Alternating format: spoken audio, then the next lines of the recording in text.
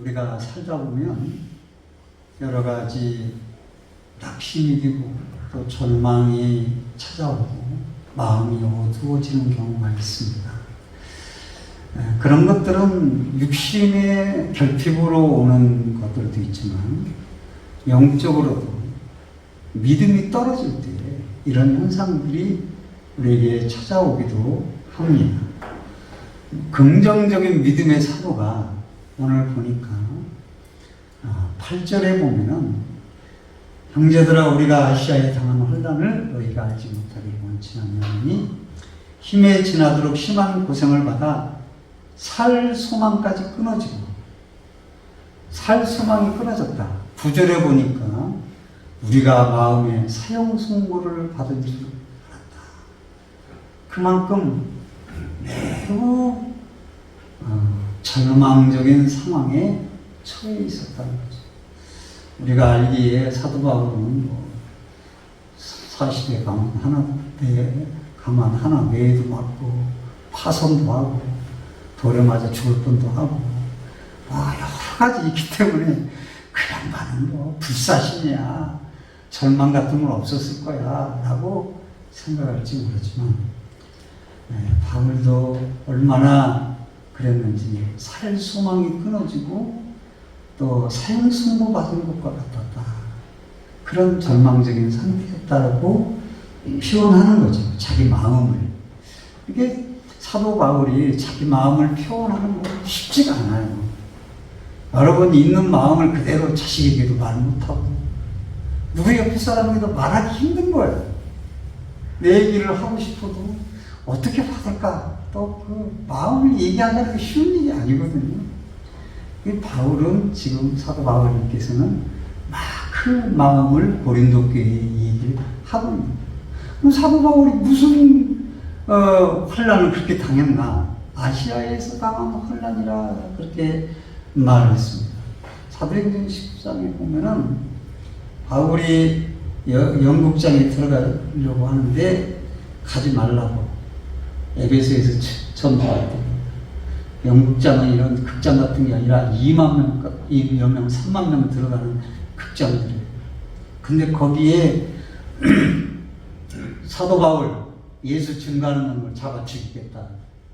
그래가지고 다 그렇게 작정하고 있는데 거기 들어가면 어떻게 됩니까? 그리고 원형극장 안에는 맹수를 가두던 불들이 많이 있었죠. 에베소 영국장은 죄수들을 처참하게 물어뜯겨서 죽이는 그런 걸 만들어 놓은 것이에요. 근데 복음 전하러 거기 들어가려고 하는데 이미 바울이 가는 건 우상철폐잖아요. 그러니까 우상장사들이 들고 일어나가지고 바울을 죽이려고 했던 것이죠. 그런 어려움에 처해 아단에 도착해서 복음 좀 전해보자. 아덴 사람들이 철학이 뛰어나거든요. 철학을 섞어서 참 아름다운 미사역으로 설교를 했는데 실패해서 두려움이 확 흔들려오는 절망이 나. 그렇게 목숨을 걸고 전했는데 믿는 사람이 없네. 절망에 빠져. 고린도에 가서는 어떻게 하고. 그래서 고린도에서 복음을 전해서 나중에 고린도전서 고린도 교회가 탄생하고 저로서 쓰게 된 것이지요. 그렇게 절망에 처해 있을 뿐만 아니라 고린도 후서에 가면 네 은혜가 족하다라고 하는 하나님의 말씀을 듣는 거예요. 사람의 힘으로 고칠 수 없는 불치의 병을 앓고 있었어요. 그래서 하나님께 이 병을 고쳐달라고 3번씩이나 3번씩이나가 아니겠죠. 3번 기도를 많이 했는데 그 표현이 그런 거죠. 그런데도 내 은혜가 내게 족하다라는 말씀밖에 없는 거야. 네가 지금까지 받은 걸 충만하다 라고 말씀하는 거죠. 거기에 더해져서 사도 바울에 대한 비난입니다. 그런 절망 중에 복음을 고린도 교회에 전했는데 고린도 교인들이 싸움박질하면서 뭐라고 그래요? 야, 바울이 사도냐? 맞아? 사도? 왜 이렇게 말에 조래? 말 좀 잘하지. 사도면 말이 좀 능력 있는 말씀이 나가야 될 거 아니야. 왜 이렇게 말을 못해? 뭐 많이 배웠다며. 그래서 사도 바울이 내가 말에는 능하지 못하나 내가 지식에는 능하다라고 말을 했어요. 근데 또 인물은 어때? 아니, 사도면 인물이 좀 폼나야 되지 않아? 응? 마이크 딱 주면 뻣뻣해가지고 말도 잘하고 막 이야 이렇게 해야 막 사람들이 군중처럼 모이고 그러지. 그게 뭐야? 그게 사도야? 이렇게 교인들이 생각을 했어요. 그리고 그러는 걸 비방을 했어요. 그리고 또 비방한 게 뭐예요? 야, 사도가 어떻게 질병 하나 못 고쳐. 그러면서 무슨 사도라고, 뭐 능력의 말씀이라며. 근데 왜 자기 질병을 못 고치는 거야. 참, 힘들고 어려워. 아마 이런 게 더 힘들었을 거예요. 그런 모든 걸 포함한 것이 지금 자기가 환란에 대한 얘기를 하는 거고, 절망에 대한 얘기를 하는 거예요. 그리스도인들이 그럴 수가 있나? 어떻게 그렇게 비방을 잘하나? 그런데 그리스도인의 그 절망은 어떤 의미에서는 불신자들보다 더 낭망스럽고 절망스러워요. 왜냐하면 안 믿는 사람들은 에이 재수가 없어서 그래 내가 그렇게 그 운이 없어서 그래 운이 이렇게 취급을 하지만 믿는 사람은 재수가 아니라 하나님의 손길이 있다고. 그러면 하나님이 자기를 버려서 이렇게 된 거야. 내가 무슨 또 뭐 나도 모르는 죄가 있거나 내가 부족해서 이렇게 됐다 해가지고 더 비참해지는 거예요. 이게 그리스도인.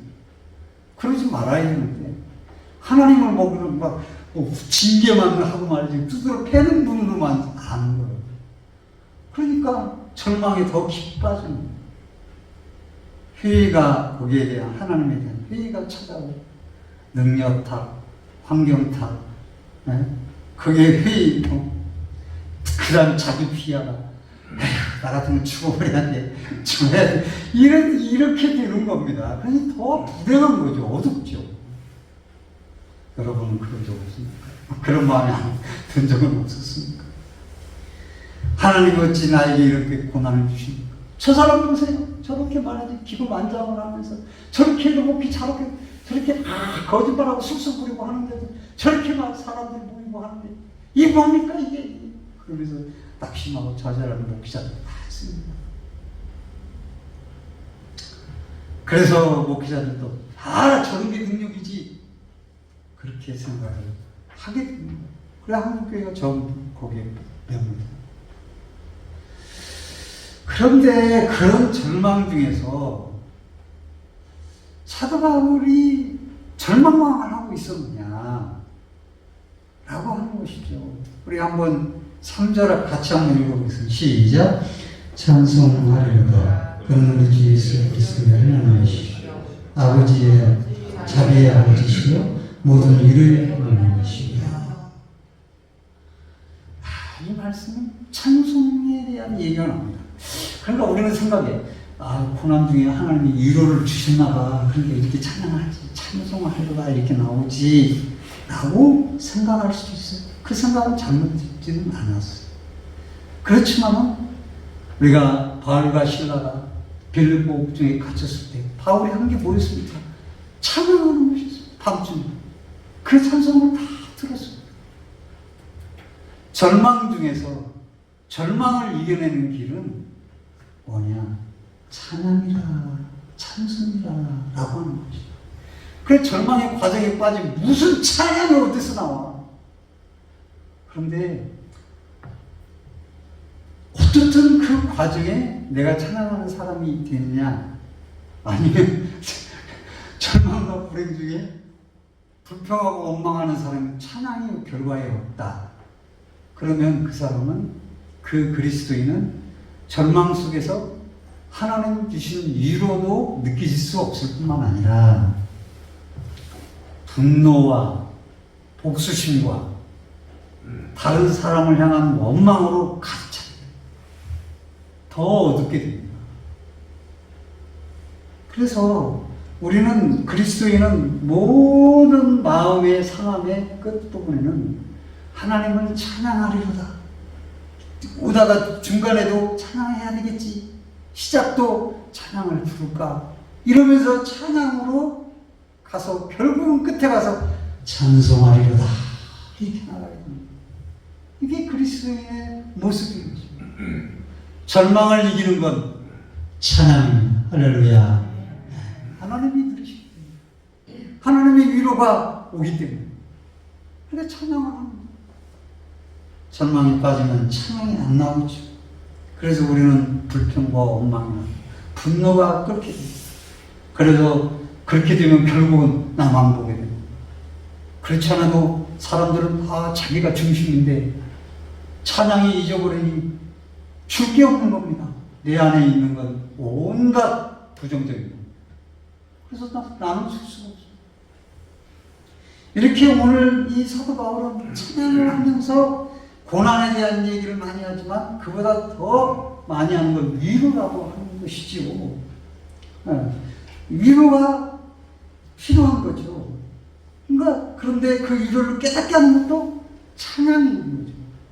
아무리 위로를 줘도 원망과 불평으로 가득 찬 이는 그 절망에서 헤어나지 못하고 분노의 목소리에 들게 되고, 이렇게 당신 때문에 내가 이렇게 생겼다 이렇게 말을 하게 되고, 그래서 그 상대에 대한 원망의 화살을 돌리게 됩니다. 전혀 그리스도인의 모습이 나올 수가 없어요. 그러므로 우리들이 바울은 어쩌면 이래야 돼요. 고린도전서를 쓸 때 편지를 다 분쟁이 많다고 막 쓰고 그랬거든요. 그리고 또 막 자기를 사도냐 막 비난하고 부활에 대해서 안 믿고 막 이렇게 율법을 지켜야 된다는 별 얘기들이 다 나와요. 예? 다투고 말이죠. 파당하고 말이죠. 네가 옳다 내가 믿다. 그리스도가 뭐 교회의 주인이다. 베드로다. 별짓도 아는 거예요. 그런데 그런 걸 다 방문하려고 하다가 방문을 못하고 편지를 썼는데 고린도 후서에서 그 문제들이 해결된 거예요. 그래서 고린도 후서를 쓰게 된 겁니다. 너희들이 회개하고 잘못한 걸 인정하고 그렇게 하는구나. 하나님 감사합니다. 이렇게 해야 되는데 찬송하리로다 하고 위로에 대해서 얘기를 하는 겁니다. 위로. 여기에 그래서 오늘 본문의 중심은 위로가 되는 것이죠. 위로가 그렇게 중요하다고 하는 것입니다.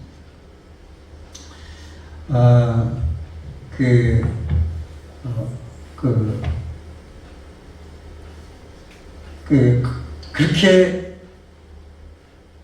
이렇게 불평과 원망을 할 수 있는 그런 상황에서 하나님 앞에 절실한 위로, 그것을 찬양을 통해서 찬양을 부르면 안으로 파고들게 되고, 내가 위로를 하나님의 손길 속에 위로를 느끼게 되는 거죠.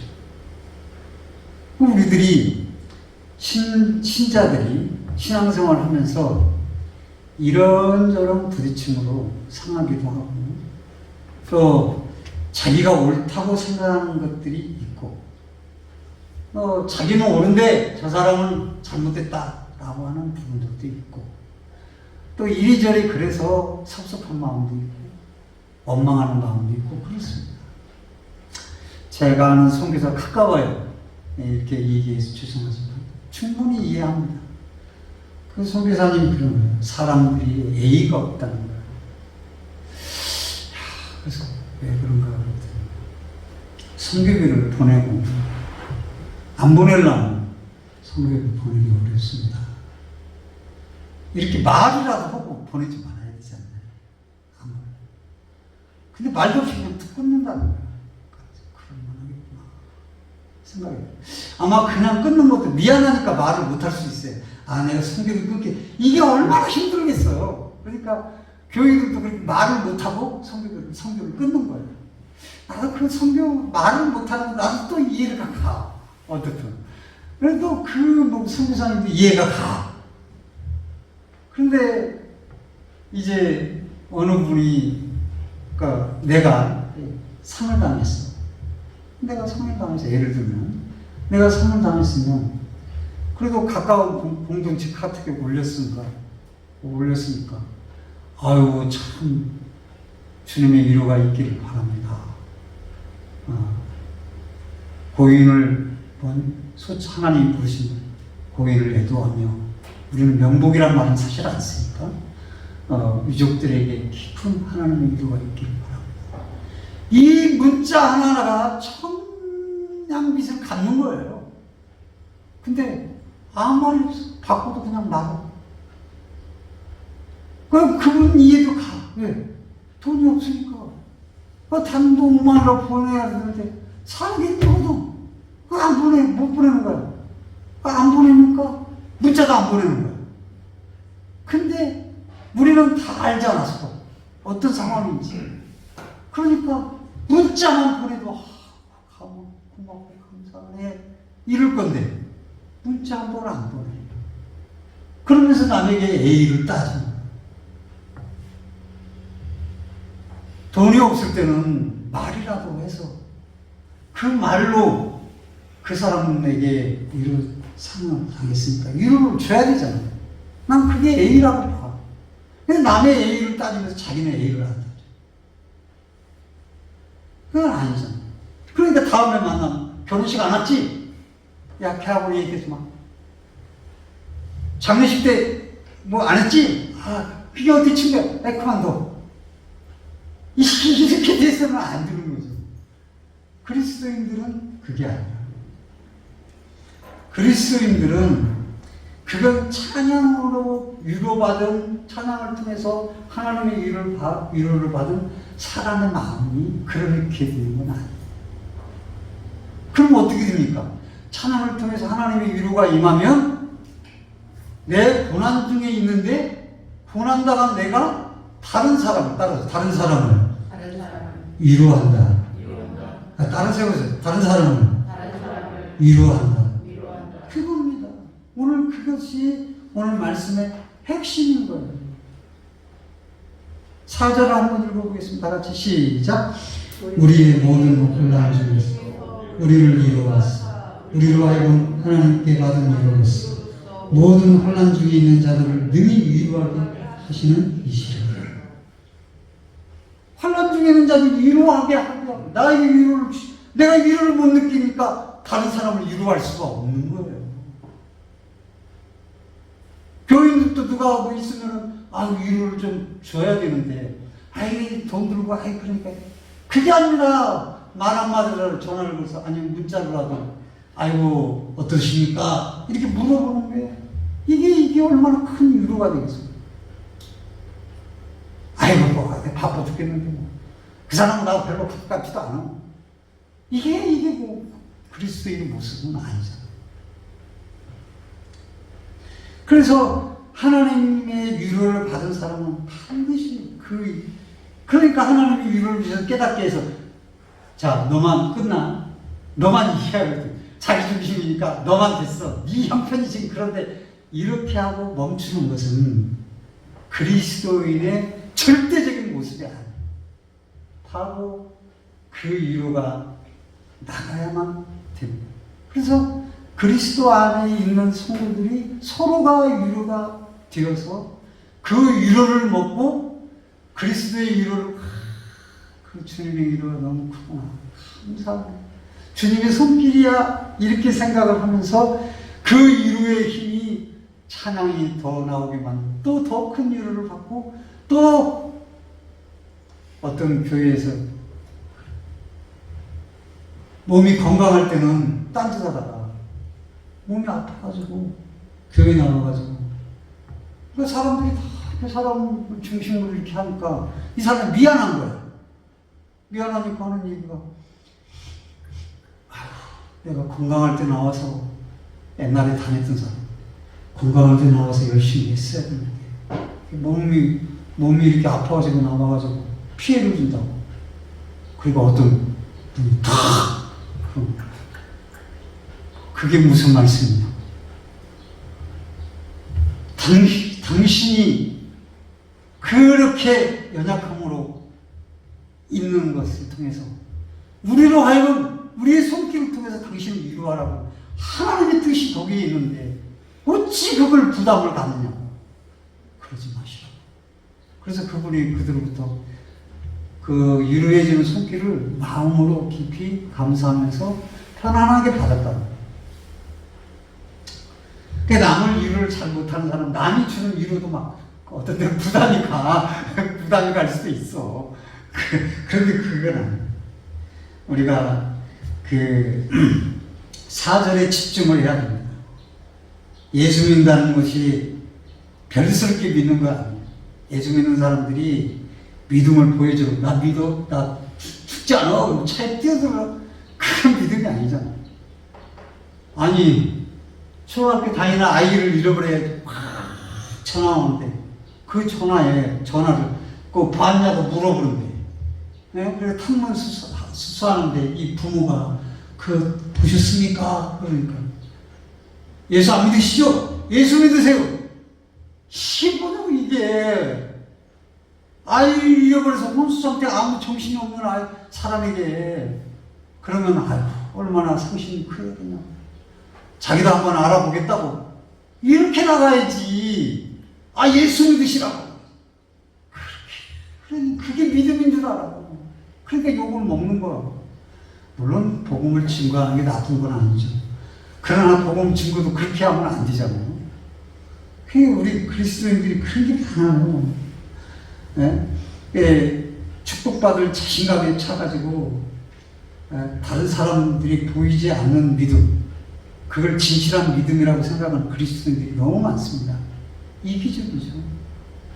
그래서 예수 믿는 사람 이기적인 사람들이 많아요.